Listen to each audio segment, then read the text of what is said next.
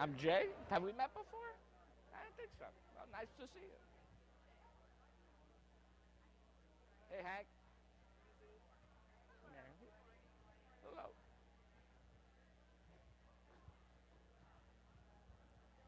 Where did you get the phone book? Please rise and by the Andor Spirit for our opening hymn, 159. This is my song.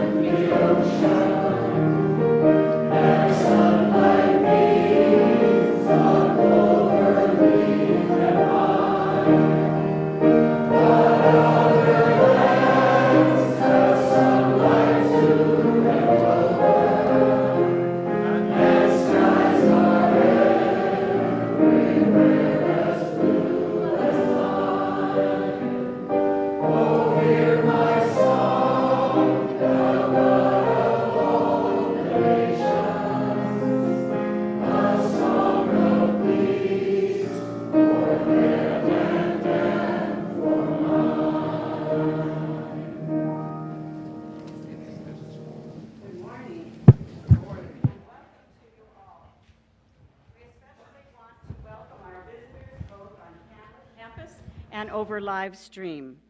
We invite you to find out more about us and Unitarian Universalism by registering on our virtual guest book, which you can find via a link on the homepage of our website at uusrq.org. If you are here in person, there is a sign-up sheet for visitors at the welcome table, and if you do, we will send you the weekly newsletter and Zoom links to our virtual events. We invite you all to participate in any of these events, and there are many. Join us for coffee and conversation after the service, and by special announcement, the Arts Council is pleased to present Clifford McDonald, a Sarasota-born artist whose work centers on culture, community, and positive social change. Our pedestal artist is Judy Levine, a designer of limited edition jewelry. Please join us in the Lexau Gallery after the service for the opening reception. And there will also be an evening reception of these artists on Friday, January 24th from 5 to 7, which will include the special poetry readings by performance artist Cedric Hamid. And so now I'd like to also remind you of the Celebration of Life service today at 3 o'clock for Charles Allen. Okay. Good morning, everyone. I'm Aubrey Phillips, Board Secretary, and today we stand recognized as a Good Trouble 2024 congregation. Yeah, give yourselves a round of applause. This congregation is carrying forward the late Congressman John Lewis's powerful legacy of making good trouble for worthy causes. Your dedication to mobilizing and educating voters and working collectively against injustice as part of this year's board goal has been nothing short of remarkable. Look at what we've accomplished together. We engaged 200 volunteers and reached more than 10,000 voters, connecting Floridians from all walks of life. While just shy of the 60% needed to pass, Amendment 4 garnered an impressive 57% majority, demonstrating that when we speak with one voice for justice, we resonate with people across the political spectrum. This recognition, though, isn't just a badge of honor. It's a call to continue our vital work advancing justice. On January 28th, we'll gather with other UU Good Trouble 2024 congregations to celebrate our collective achievements and energize ourselves for the journey ahead. A link to register will be in this week's contact. I hope you'll join me. Let's celebrate our achievement, and then, my friends, let's get into some more good trouble.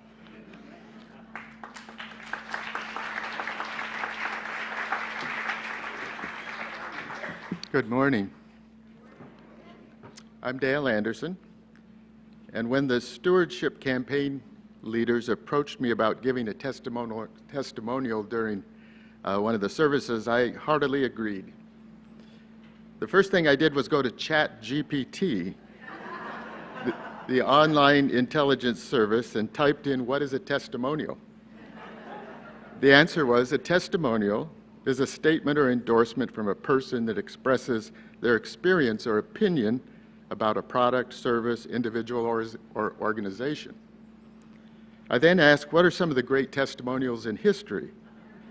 And it responded with a list, including Barack Obama's endorsement of Michelle Obama's book, Becoming, Henry Ford's testimonial for his own automobile, and Albert Einstein's endorsement of Mahatma Gandhi. I thought, wow, this is interesting. Then, being a new user of ChatGPT, I thought I would test it out. So I put in, who is Dale Anderson? And immediately said, he's a guy in Sarasota, Florida, who's trying to get me to write his testimonial.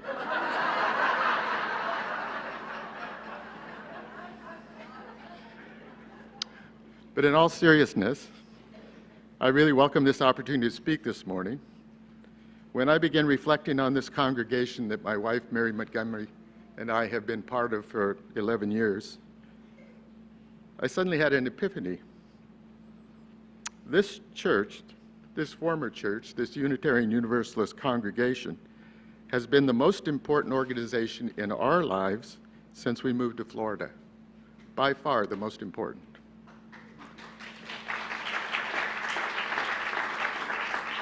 This congregation welcomed us to Florida in a friendly manner, and through the get-together dinners, we met all kinds of people and friends. After joining, we had the opportunity to go to Transylvania and explore the roots of Unitarianism and stay with a Hungarian UU family. Every Sunday, it provides us a spiritual place to calm our souls, listen to some great music, and hear inspirational sermons. And during the dark days of the COVID pandemic, it provided us an online community and comfort when we were all frightened and confined to our homes. Beyond the social value, this UU has allowed me personally to grow in ways I could never have anticipated. Participating in a racial justice book club with 12 or 14 other members some years ago. Okay, so this is my two dogs and me. They're twins, and but they look really calm and cool right now. But when Bonnie, the big white dog, heard the word "flee," she didn't react very well. Next slide, please. So I want you to save the date, Saturday, March 22nd. That'll be a busy week here in the sanctuary, and we're going to really need your help. Next slide, please.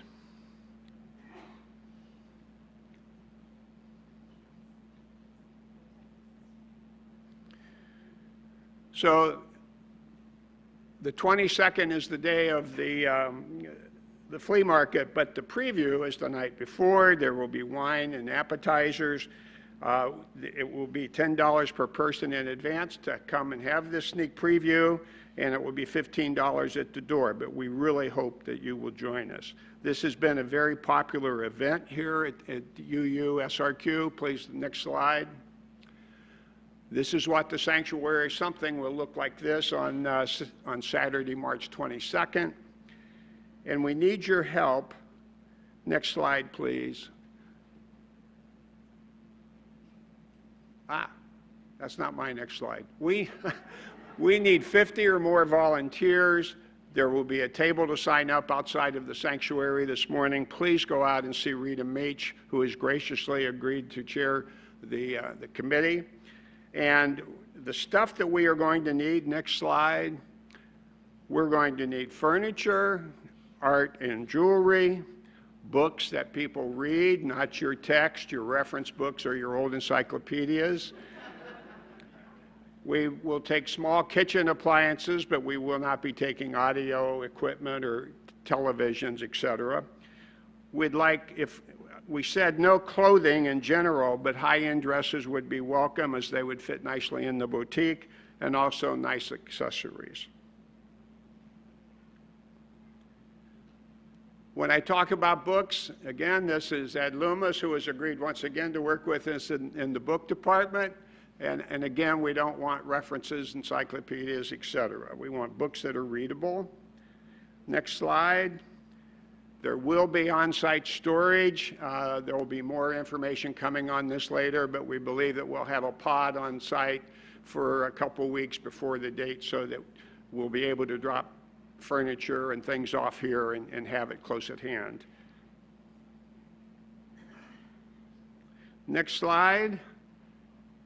Now, some of you might wonder, you see how busy Klaus is all the time when he sleeps or eats. Well, we let him eat a hot dog once a year. But we will have hot dogs in the courtyard. There will be food available. And by the way, there will be food available for the working volunteers because we'll start working hard on Monday before the flea market. So I want to thank you. This is a big event for us. It's a nice, fun fundraising event for us. We'd like to see you all here. Please go out and sign up today in the courtyard. Thank you.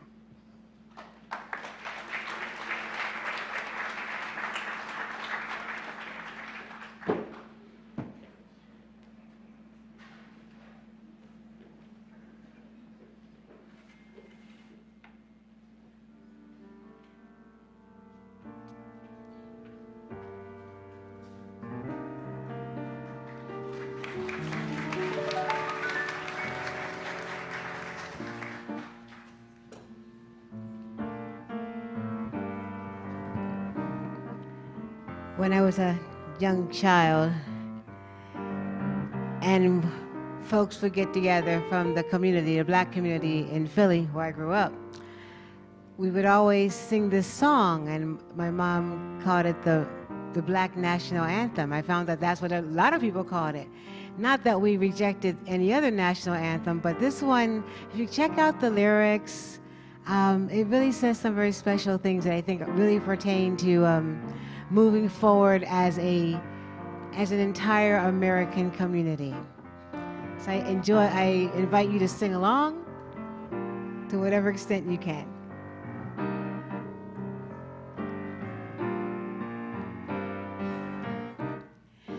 Lift every voice and sing till earth and heaven ring. Ring with the harmony of liberty. Let our rejoicing rise high as the listening skies. Let it resound loud as a rolling sea. Sing a song full of the faith that the dark past has taught us. Sing a song full of the hope that the present has brought us. Facing the rising sun of a new day begun, let us march on till victory is won. Stony the road we trod, bitter the chastening rod, felt in the days when hope unborn had died, yet with a steady beat have not our weary feet come to the place for which our fathers died. We have come over a way that with tears have been watered. We have come treading our path through the blood of the slaughtered, out from the gloomy past, till now we stand at last, where the bright gleam of our bright star is past. God of our weary tears, God of our silent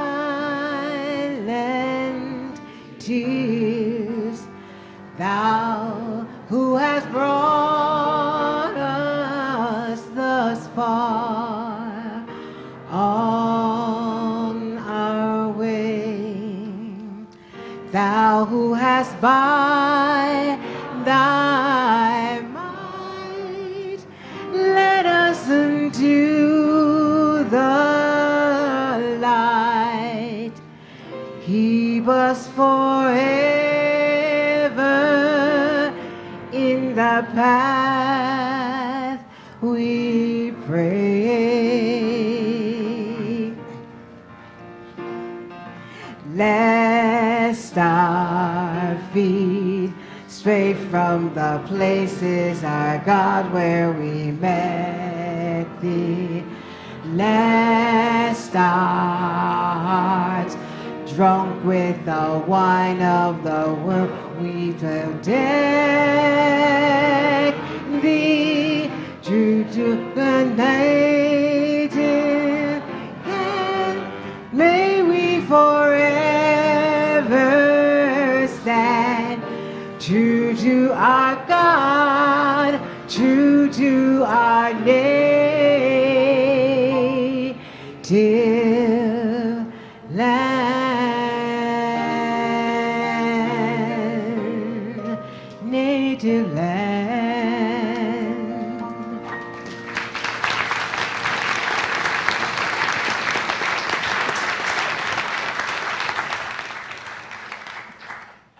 Let's hear Synia Carroll. I don't think anybody actually introduced her by name. Synia Carroll. Thank you for being here with us. I'm Reverend J. Wolin, the settled minister here at the Unitarian Universalists of Sarasota. Our opening reading today is from the Autobiography of the Reverend Dr. Martin Luther King. And he writes, "When I went to Morehouse as a freshman in 1944, my concern for racial and economic justice was already substantial.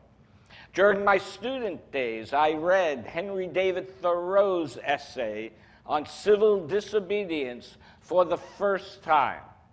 Here, in this courageous New Englander's refusal to pay his taxes and his choice of jail rather than support a war that would spread slavery's territories into Mexico, I made my first contact with the theory of nonviolent resistance. Fascinated by the idea of refusing to cooperate with an evil system, I was so deeply moved that I reread the work several times. I became convinced that non-cooperation with evil is as much a moral obligation as cooperation with good. So as we light our chalice now, let its light be a symbol to shine the light on the good and the evil in this world. Please join me now in affirming our value of justice, which is printed in the order of service and on the screen behind me. We covenant to dismantle racism and all... Whoa, what's this? What's this? You forgot to start.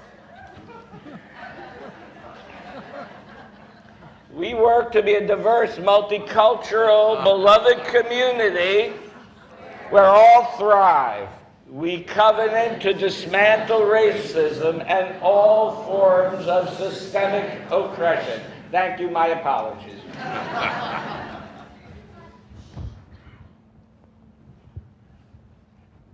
It's wonderful. Am I on? Here I am. It's wonderful to be back in the pulpit. Yes, thank you.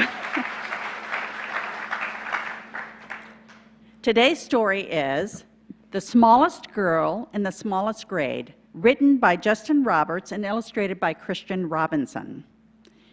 Hardly anyone noticed young Sally McCabe. She was the smallest girl in the smallest grade. Sure, her name could be heard in the daily roll call, and she marched with her books down the same school hall, but hardly anyone noticed young Sally McCabe. And they certainly didn't know, or at the least didn't mention, that Sally was paying super extra special attention. To the abandoned kite with a tangled string, to the 27 keys on the janitor's ring, to the leaves that turned from green to gold in the fall, to the time Tommy Torino was tripped in the hall. She watched the wildflowers tipped toward the light and heard the howl of a dog late one night. She was there when the stray cats who normally fought conducted a meeting in the church parking lot, and I captured them on the cameras. She saw Kevin McEwen get pushed off a slide and the oncoming tears that he wanted to hide. And she'll never forget that parent-teacher day when Billy's much larger father suddenly dragged him away after his dad yelled at the teacher, Miss Janice Robb, that Billy's bad grades were her fault and her job. But through all the mean words and all the cold stares, no one even noticed that Sally was there. And they certainly didn't know, or at least they didn't mention, that Sally was paying super extra special attention. She'd seen how a whisper could make someone cower, like a bulldozer crushing through fields of wildflowers. And it kept piling up, this discarded debris, those beautiful kites tangled in trees. So on February 3rd at 11:29, Sally stepped straight out of the lunchroom line, and she said, "I'm tired of seeing this terrible stuff. Stop hurting each other. This is enough." Now, a few laughed out loud or didn't care that there was some girl with her hand in the air. But then something strange, super extra special happened that day as Howard O. Henry suddenly set down his tray. And like waves rolling in one after another, first Molly rose up, and then Michael's twin brother. It was Tyrone and Terrence, then Amanda and Paul, who pushed out their chairs and stretched their arms tall. From the friendly lunch lady with the dishes she carted, to the new third-grade teacher who had only recently started. Yes, everyone there, even Principal Claire, who had joined little Sally with their fingers in the air. And though hound dogs were destined to howl at night, and most stray cat meetings would end up in fights, and kites would continue to get stuck in trees, they all felt for a moment like the janitor's keys, fastened together with a heavy steel ring that held all the secrets to unlock everything. And as the world returned to the way that it was, Sally noticed the difference, as she usually does, when Billy paused briefly to open the door for Mrs. O'Connell and 17 more, or when Molly scooted over to make some space on the coral riser for Ellen and Grace. These moments that often get taken for granted like a wildflower appearing that no one had planted. The swings soon resumed their rhythm and sway, and the day turned to night, and night turned to day. People remembered and would quite often mention that Sally had been paying super extra special attention, and how the world could transform and a change could be made by the smallest girl in the smallest grade. So when you are not the person being hurt, it's easier to not to see or to just ignore, or when you do see, think, yeah, that doesn't seem that bad. They just need to quit crying and get over it. But Sally did notice and was very intentional about it. Yet when she was ready to take a stand, like Martin Luther King Jr. and his movement, Sally didn't resort to violence to express her anger or to get attention. She stood up and stood out and passionately stated her case, and most importantly, made others aware of injustice and hurt. Sally gathered allies in her quest for change, and change came a little bit at a time, but it came nonetheless. So let's all be like Sally in the months ahead. So I now invite any children and youth here today to gather in the classrooms with Miss Julie and Miss Heather and Mr. Chris to learn about UUs and their fight for civil rights. Thank you.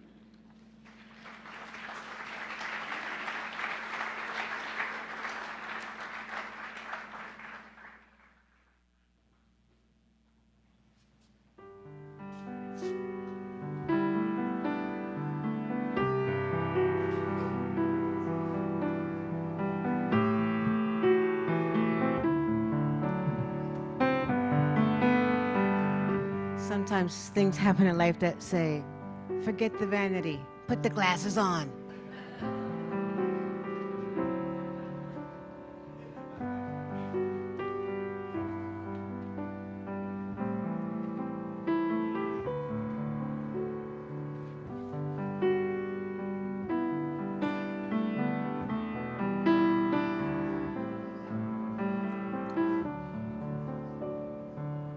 I wanted to do this tune last time when I couldn't be here. It was written by a friend I've had since 1976 in college. You never know how they're going to pop up in the future. His name is Will Galison, and he wrote this beautiful song. I think it makes perfect sense in our world today. I think Dr. Martin Luther King's spirit, our spirits, the world's spirits really can connect to this because it's about us, but it's what can we do for the future, right? Our investment of today is for tomorrow, and without tomorrow, what else is there?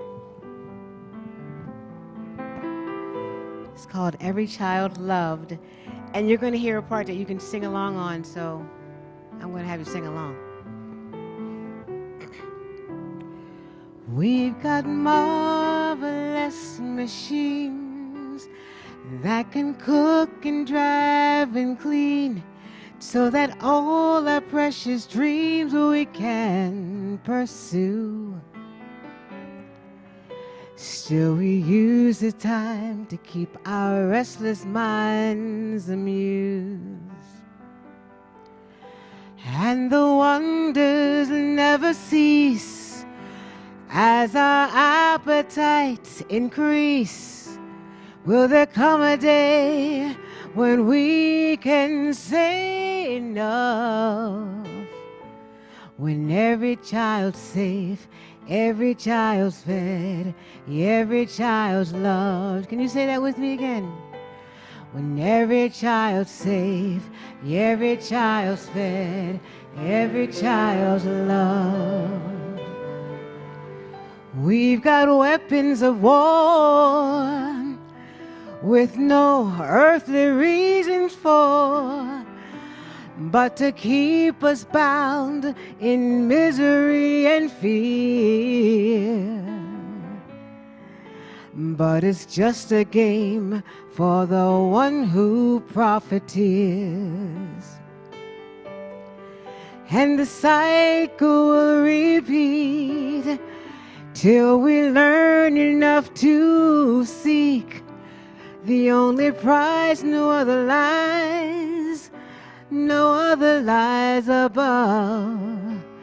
Every child faith, every child fed, every child loved, every child safe, every child said, every child loved, every child yours, every child's mine, every child's light must have a chance to shine, to guide us through the night and lead us to the dawn. Every child love will pass along. We've got everything we need, every hungry mouth to feed, every homeless child to bring in from the cold. If we'd only dare to share the wealth we hold. And when we finally turn the page, we can reach the golden age, and the prophets and the saints have spoken of, where every child's saved, every child's fed, every child's loved, every child's saved, every child's fed, every child loved. Every child saved, every child's fed, every child's loved.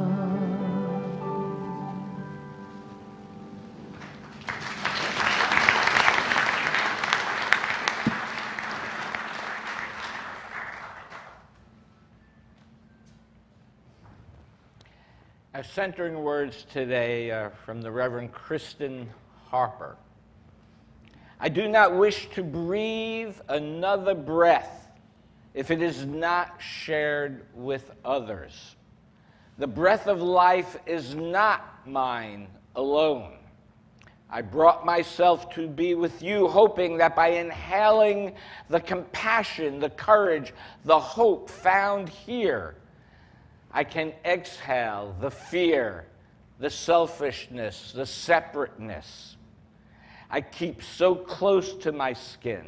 I cannot live another moment, at least not one of joy, unless you and I find our oneness somewhere among each other, somewhere between the noise, somewhere within the silence of the next breath.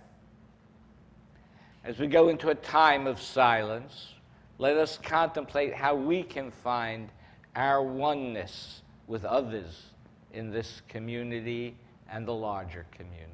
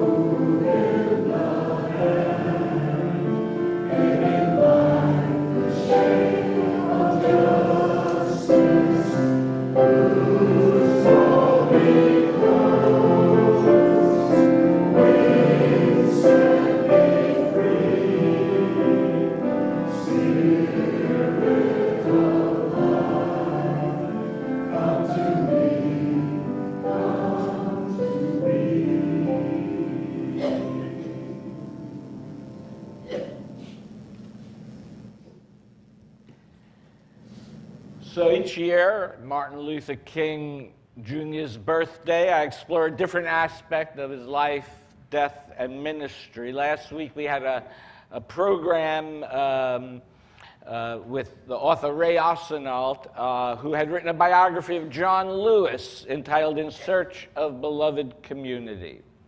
Of course, I bought the audio book and listened to it. And Lewis spoke about being inspired by King's vision of nonviolent resistance, not just for a tactic for the fight for civil rights, but as a way of life.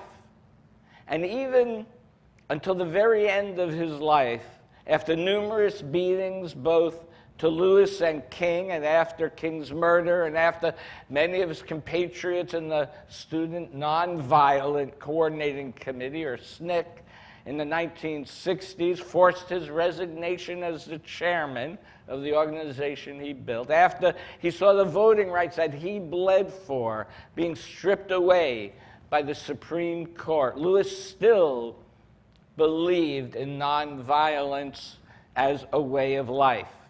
He was committed to changing the hearts and conscience of America.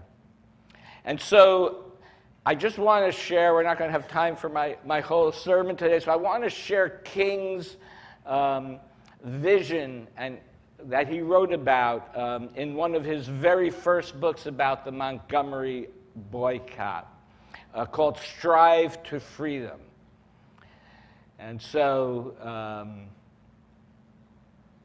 in the book, King describes 6 principles that guided his actions. And the first principle was nonviolent resistance is not a method for cowards.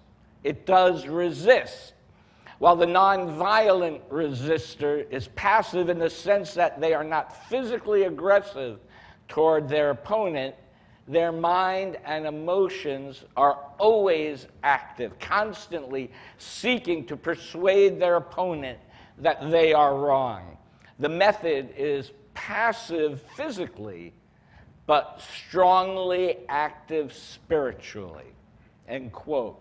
So this speaks to me to having courage and the fortitude to stay engaged with those that we disagree with, to stay the course though it may be long, though we may be tired, the way may not always be clear, and at times we may doubt. But we must stay focused. For those who wish to oppress people and wish to consume the earth are not letting up one bit. We need to inspire the imagination of others and build coalitions of moral and religious people from all walks of life if we are to have a hope for justice. We must sustain ourselves through our community to lift ourselves and others up. The second principle, and I quote, nonviolent resistance does not seek to defeat or humiliate the opponent, but to win their friendship and understanding. Resistance is merely a means to awaken a sense of moral shame in the opponent. The end is redemption and reconciliation, end quote. And this is what we mean by the concept of beloved community, that we will one day all be reconciled. I know it may seem impossible, yet looking back over 60 years to the time of the Montgomery Bus Boycott, compared to now, we as a society have changed significantly. And we still have a long way to go. But let us remember how far we have come. That is something, even in his last days, John Lewis never forgot about. We have seen in the past number of decades rapid changes in attitudes towards the positive attitudes towards the LGBTQ community and rights and the passing of marriage equality. I'm heartened when I see young adults today not only show acceptance of difference, but actually embrace difference. The fact that the forces of systemic injustice are rising up again, trying to limit change through voter suppression, through censorship, through restricting rights, that is a sign to me that our values of love and diversity are winning. We have to believe that people can change. We know this. We know that we as people have changed. Right? So we know, therefore, that others can change as well. But we are going to have to fight for it every single day. Which brings us to King's third principle, which is the attack is directed against forces of evil rather than against persons who happen to be doing the evil. The tension is between justice and injustice. We are out to defeat injustice and not white persons who may be unjust, end quote. People with power in our country often try to be divisive. We see many people today often acting against their own best interests. If we look back in American history to Bacon's Rebellion in 1676, when 1,000 colonists, both black and white, of all races, all classes, joined together in protest to stand up to the governor of Virginia.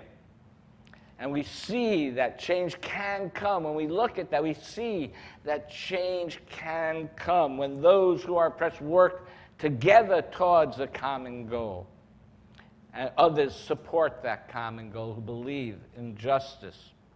But after Bacon's Rebellion, the forces of power have since set up hierarchies of oppression and pitted group against group, setting up competing oppressions to minimize the power of the combined people.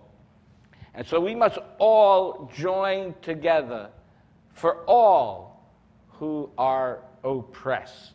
Both the Palestinian and the Jew, the trans and the straight, the poor, white and black, of all, and people of all colors.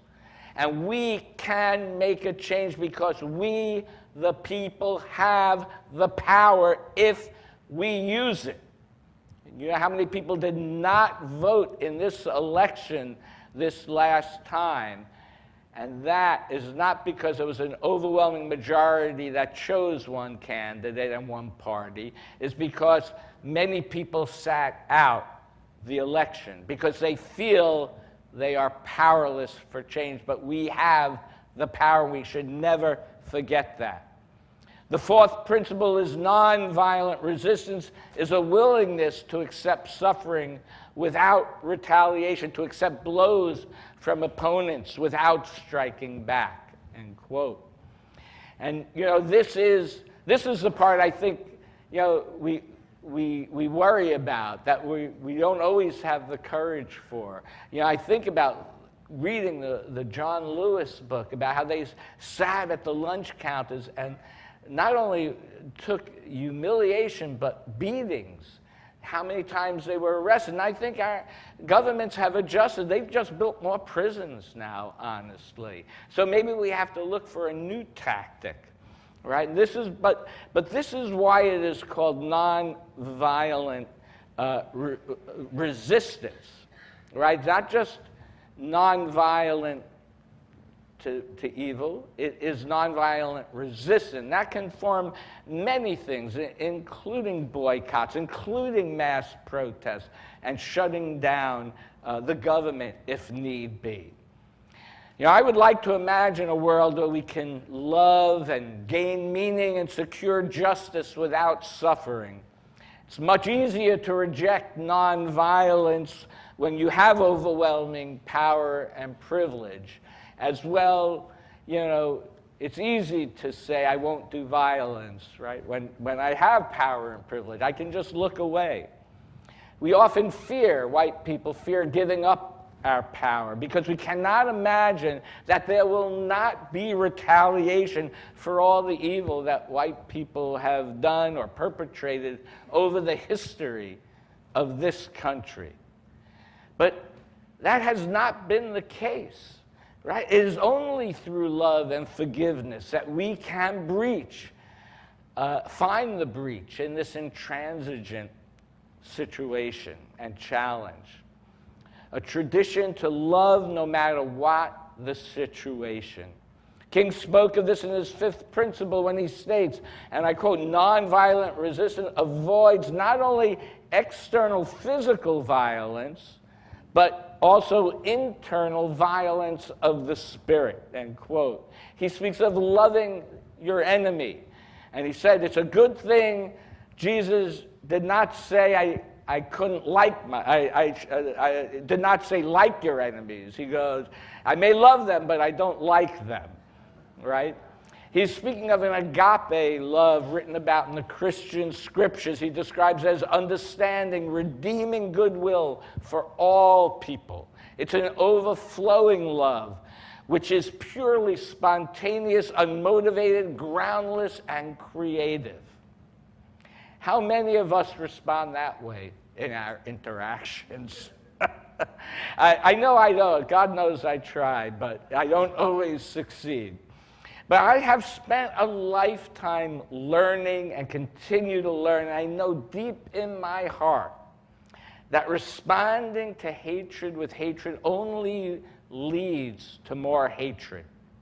And this is as true as it was for the Hatfields and McCoys, or in the Middle East for the last 2,000 years.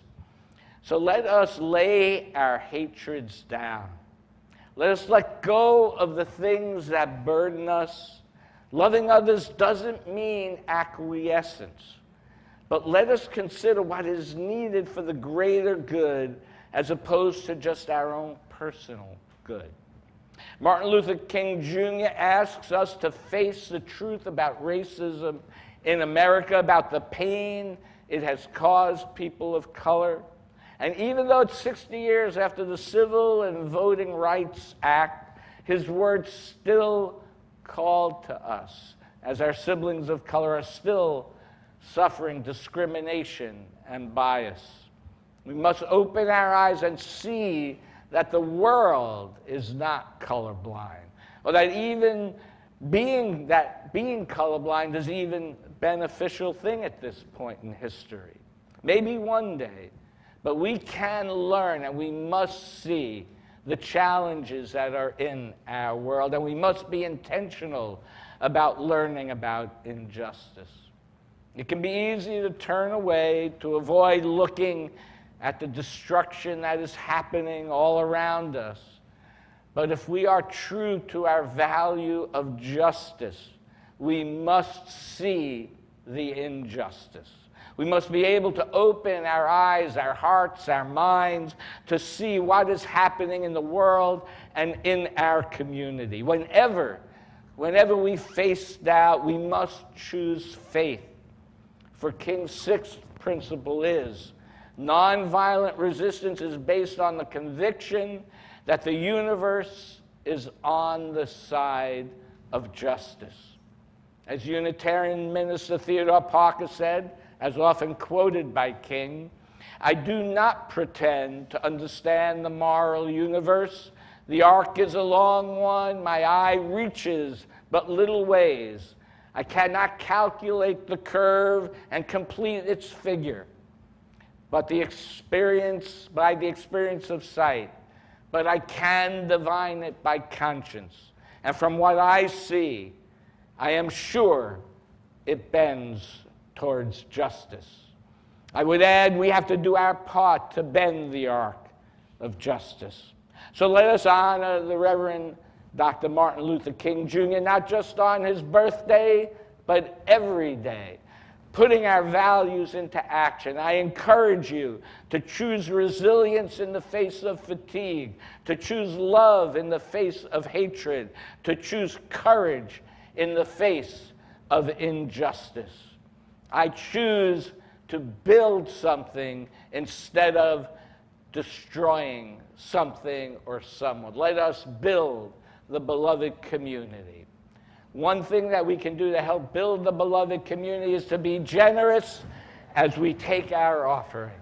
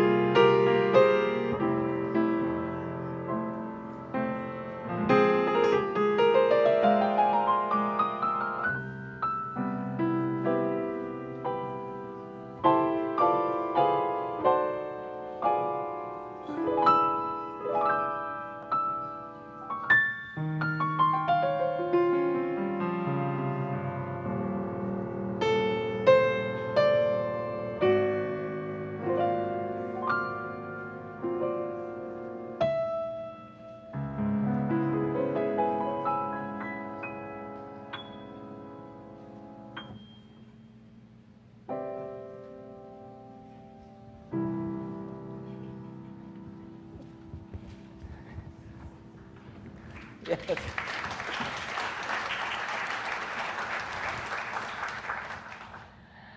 In his book, Stride Toward Freedom, Reverend Dr. Martin Luther King wrote, "He who passively accepts evil is as much involved in it as he who helps to perpetrate it. He who accepts evil without protesting against it is really cooperating with it. When oppressed people willingly accept their own oppression, they only serve to give their oppressor a convenient justification for their acts. Often the oppressor goes along unaware of the evil involved in their oppression, so long as the oppressed accepts it. So in order to be true to one's conscience and true to God, a righteous person has no alternative but to refuse to cooperate with an evil system. This, I felt, was the nature of our action. From this moment on, I conceived our movement as an act of massive non-cooperation." And now, one more time, Synia Carroll.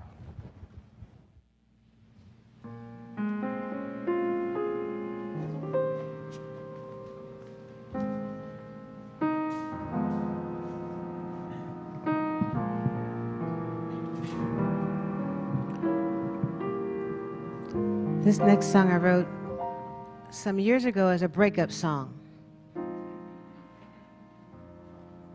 It wasn't working out.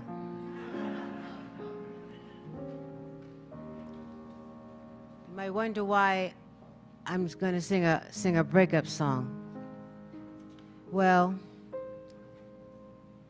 I think as Dr. King and as I think as all of us have become to realize at times in our lives, that things that we're doing, ways that we're living, ways that we are, our perspectives that we adopt, or whatever, our habits that we get into, they're dysfunctional. They're not working. So you most of you know I'm dealing with cancer, and it's a bit of a shock. And I realize one of the most important parts of my healing is breaking up with that part of me that helped to create that part of me, right?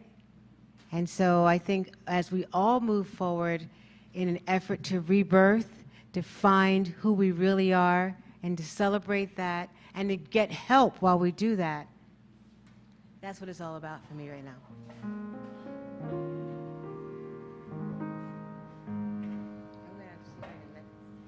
There we go.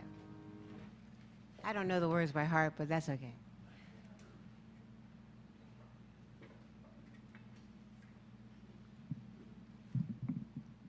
You know what? Let's do this. There we go.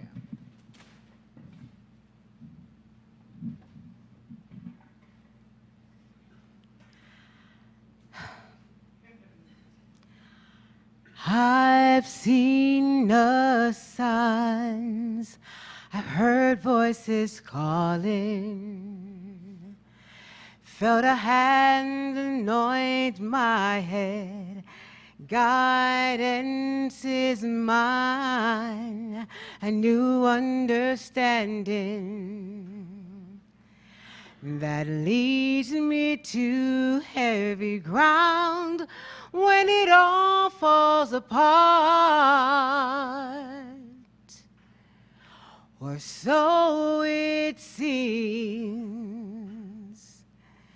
turning my world inside out, and everything's rearranging. But I'm not afraid, and here I'll stand, and my eyes are open wide. I lift up my heart, hold out my hand. Let the healing begin from inside. And I feel myself rebirthing.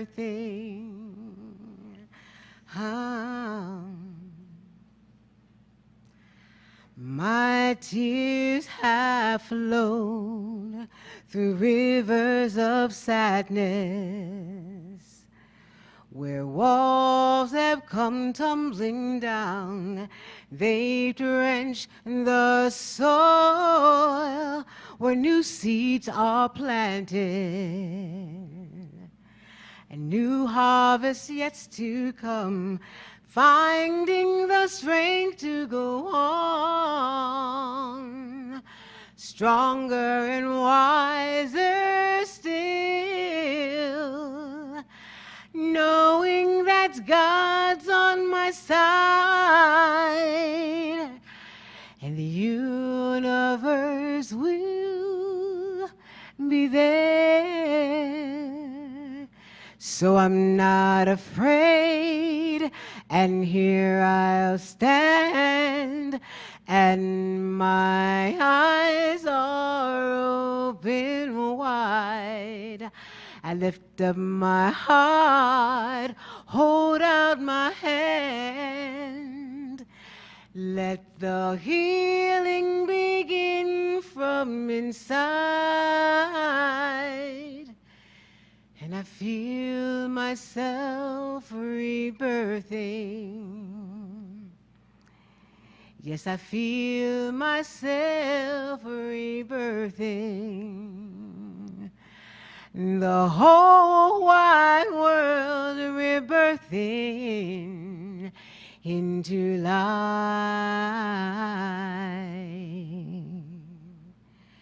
Because there'll be another day. We're rebirthing into light.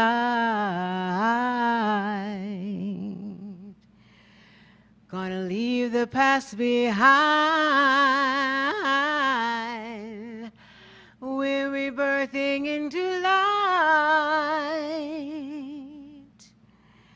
with a new understanding.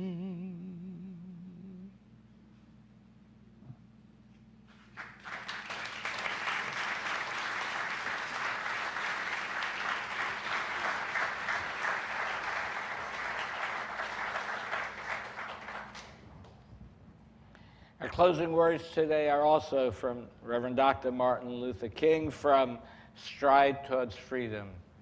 People often hate each other because they fear each other. They fear each other because they do not know each other. They do not know each other because they cannot communicate. And they do not communicate because they are separated.